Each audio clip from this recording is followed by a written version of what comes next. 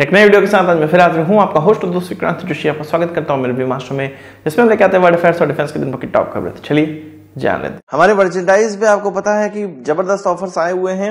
ये कुछ T shirts हमारे स्टॉक में बची हुई हैं जो कि 200 प्लस शिपिंग में आपको मिल जाएंगी। इसके अलावा 350 रुपए में कुछ टी शर्ट्स हैं जो कि आपके घर फ्री डिलीवरी के साथ पहुंच जाएंगी। ये शमाग आपको केवल 210 रुपए में मिल जाएगा। किड्स टी शर्ट ग्राफिक्स वाली 500 में 3 आपके घर पहुंच जाएंगी, और अगर आप ग्राफिक्स वाला नहीं लेना चाहते 400 रुपए में ये आपके घर पहुंच जाएंगी किड्स टी शर्ट 3। आपको डिसाइड करना है, व्हाट्सएप नंबर स्क्रीन के सामने है, हमसे संपर्क करिए और इनकी बुकिंग सुनिश्चित करवाइए। स्टॉक बहुत ही लिमिटेड है, जल्दी खत्म होने वाला है। अपनी सबसे पहली खबर की बात करेंगे तो इजराइल हमास युद्ध की तरफ से निकलकर सामने आ रही है। हो सकता है अगर आप लोगों ने सुबह से टीवी खोली हो या कोई न्यूज चैनल से आपको पता चल गया हो तो हमास के नंबर 1 लीडर को एलिमिनेट कर दिया गया है, पर मैं कुछ और जानकारी आपको दूंगा। आपको पता है कि ईरान में हमास के नंबर 1 लीडर को एलिमिनेट किया गया, पर वो ईरान में कर क्या रहे थे इसका जवाब आगे दिया जाएगा आपको। और जिस समय ईरान में हमास के नंबर 1 लीडर को एलिमिनेट किया जा रहा था, ठीक उसी समय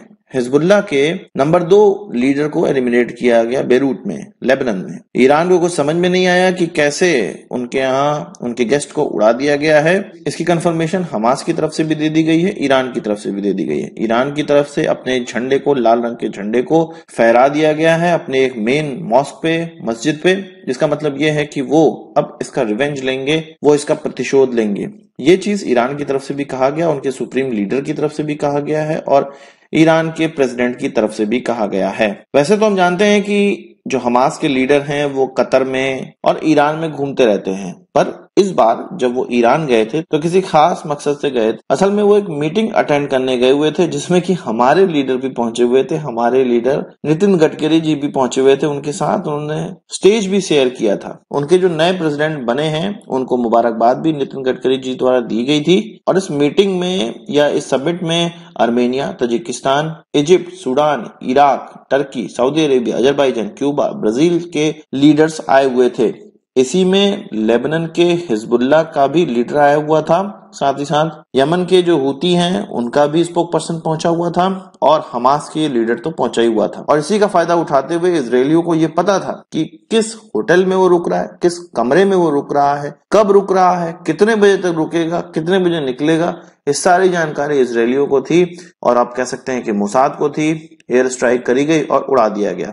अब यहाँ पर सोचो, ईरान को ये तक नहीं पता चला कि कोई स्ट्राइक करने आ रहा है, उनके इतने इंपॉर्टेंट गेस्ट को उड़ा देगा, और वो भी तब उड़ा देगा जब किसी समिट को या किसी मीटिंग में वो आया हो। ये एक बहुत बड़ा धब्बा ईरान पर लगा है और साथ ही साथ एक बहुत बड़ा स्टार आप कह सकते हैं कि इजरायलियों ने अपने सीने पर लगाया है कि अगर तुम हमसे उलझोगे तो हम तुम्हें तुम्हारी कंट्री में, किसी तीसरी कंट्री में या जहन्नुम में भी तुम बैठे हो तो हम वहां पर भी आके तुमको मार देंगे। आपको इस खबर पे क्या कहना है कमेंट बॉक्स में जरूर बताइएगा। अपने दिल का जो भाव है वो जरूर बताइएगा, मैं सुनना चाहता हूं, मैं इच्छुक हूं। अब बात कर लेते हैं अनमैन्ड एरियल व्हीकल सिस्टम की, जिसके लिए भारत में काफी अब प्रयास किए जा रहे हैं।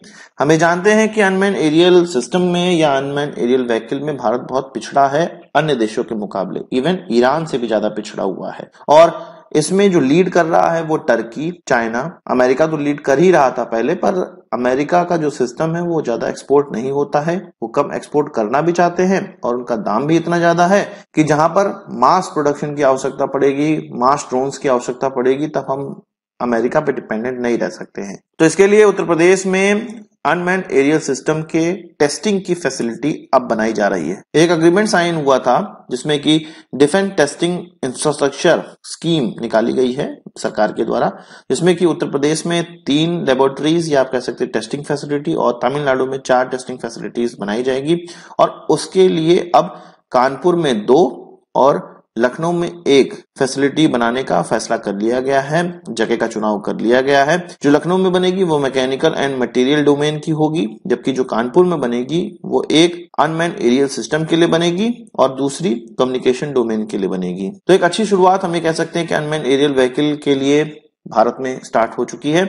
और इसमें जो मॉडल होगा वो 75% जो इसके लिए फंड है वो डिफेंस टेस्टिंग इंफ्रास्ट्रक्चर स्कीम के द्वारा दिया जाएगा और 25% किसी प्राइवेट पार्टनर की तरफ से इसमें इन्वेस्ट किया जाएगा। इसके अलावा बात कर लेते हैं भारत चीन रिश्तों की। तो पैंगोंग त्सो जो कि 2/3 लगभग चीन के अंडर में आता है अभी और 1/3 भारत के अंडर में आता है। पैंगोंग त्सो झील पर चीन के तरफ जो भी पैंगोंग त्सो है उस पर उन्होंने 400 मीटर का एक ब्रिज बना लिया है। अब ये ब्रिज इसलिए बनाया गया है कि अगर भारत के साथ कोई लड़ाई हो और जहां पर फ्रिक्शन पॉइंट है वहां पर पहुंचने के लिए पैंगोंग त्सो को पूरा घूमकर चीन को आना पड़ेगा अगर फ्रिक्शन पॉइंट को भारत बंद कर देता है तो इसके लिए उन्होंने एक ब्रिज बना लिया है कि छोटे दूरी से भी वो भारत के कंट्रोल वाले इलाके में पहुंच सकते हैं अगर भारत ने फ्रिक्शन पॉइंट को बंद किया तो। इसका मतलब ये है कि वो पैंगोंग त्सो के आसपास की जो रेखी थी वो बहुत पहले ही कर चुके थे। 2022 में ये ब्रिज बनना स्टार्ट हो गया था। उन्होंने सोच लिया था कि अगर 2-3 साल बाद अगर हमें ये आवश्यकता पड़ी कि भारत के साथ हमें लड़ाई होती है तो इस ब्रिज को कंप्लीट होना जरूरी है, जिससे कि हम किसी एक अल्टरनेट रास्ते से भी भारत के साथ लड़ाई कर सकते हैं, भारतीय सीमा के अंदर घुस सकते हैं।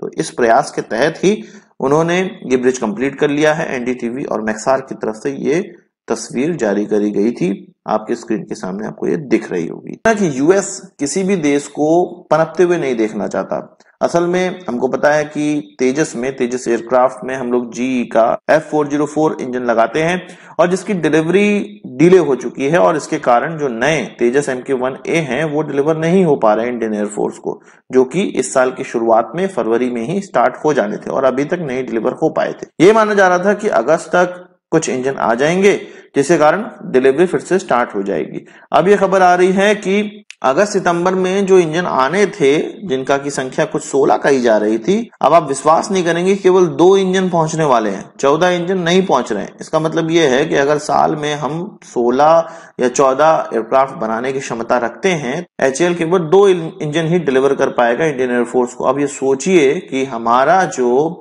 स्क्वाड्रन है वो सबसे निम्नतम स्तर पर पहुंच चुका है और ऐसे देश जिसके की एयर पावर को इतना बड़ा बट्टा लगा हुआ है उसको अगर तेजी से एयरक्राफ्ट ना मिले तो उसके लिए कितना ज्यादा प्रॉब्लमेटिक ये चीज होने वाली है। इसीलिए अमेरिका के साथ किसी भी तरह के जो व्यवहार है वो भारत आंख मूंद के नहीं बना पाता है।